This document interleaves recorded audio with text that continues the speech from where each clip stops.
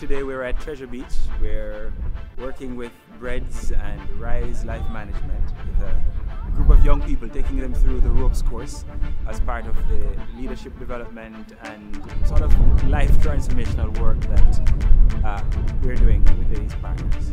UNICEF UK and Glasgow 2014 have come together in what is a unique collaboration which we hope will save and change children's lives all across the Commonwealth. We hope that through this partnership we'll be able to raise vital funds that can support a lot more projects just like these, so that we can really develop children not only in the classroom with their teachers but also through these really valuable sport for development projects. We formed BREDS in 1998 to focus on sports, education and conservation. We didn't want the Treasure Beach Sports Park and Academy to only be about sports.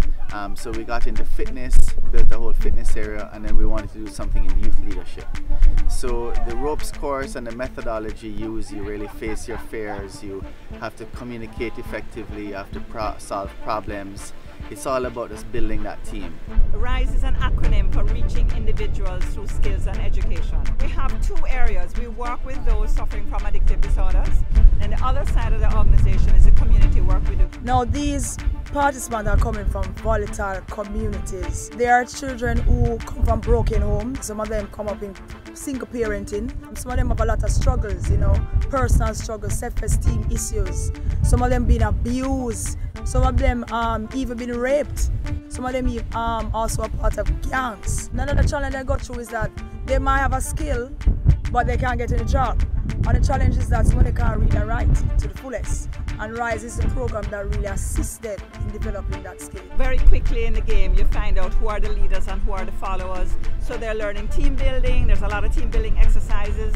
They're learning about self-esteem building, confidence building, how to listen to each other. So it's the ropes course is a wonderful way to teach young people how to overcome their own fears. And you have to develop a trust so that they'll be able to trust, because remember, they're already broken by their families, by their communities and where they're from. And if you can make them come into a space where they are loved, then they would not be able to aspire to become a leader. We've looked at the research on challenge courses and we thought this was an appropriate response. But initially we're focused on adolescents, and the idea initially as well is to work with those who have challenges of one kind or another. The course itself has elements that we refer to as the low elements. The low elements allow for grounded activities that include things like balancing on beams, doing team activities, communication elements and so on. But then there's another component of it, which is the high elements, where they climb and they do the zip line and they also walk along the wires and so on. That part is physically challenging, but it's also emotionally challenging as well, because of the fear of height, the fear of being suspended in air and so on. And the basic idea there is that you start with the low things, the low components that allow for confidence to be built and for trust building and so on. And then we move to the high elements, where then a lot of it is now overcoming some of the more significant challenges that the adolescent might have. When you see a youth that comes in for the first half an hour and look at them at the end of the program, the transformation is just an incredibly powerful thing to see.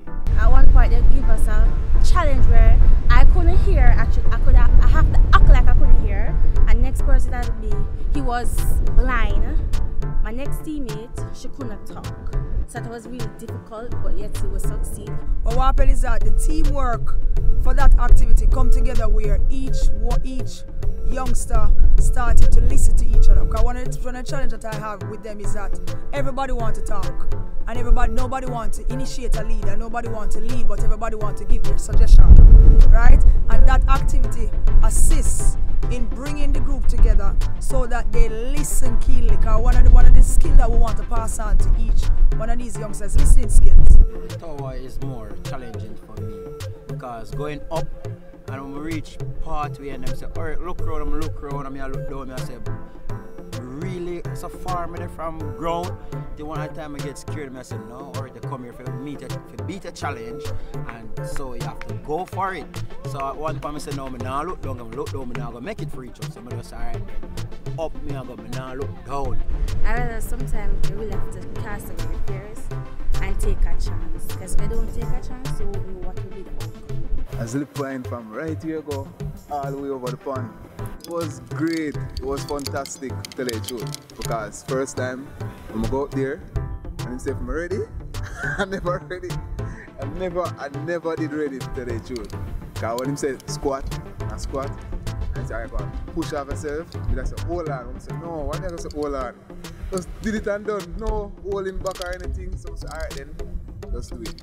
A lot of the people we've spoken to today said that maybe, a few years ago they didn't really have those kind of ambitions. They didn't see a big life for themselves, and just after a few short years of going through these kind of programs, they're now starting to realise that no matter what they do, if they just tell themselves, "I can face my fear," if I just tell myself I can go for it, then I know I can go for it, and I'll get to that point that I need to get to, and I'll realise my ambition, and actually my dream is within touching distance now. There are a few interesting experiences today. There was one young lady, for example, who got probably less than 6 feet up and refused to go any further. And I thought what was powerful for me was the effort that all of the others put into trying to get her to keep going. But then when she realized that she didn't want to go, they also appreciated that and helped her down and supported her, hugged her, cheered her on, because that's a big part of what this is about.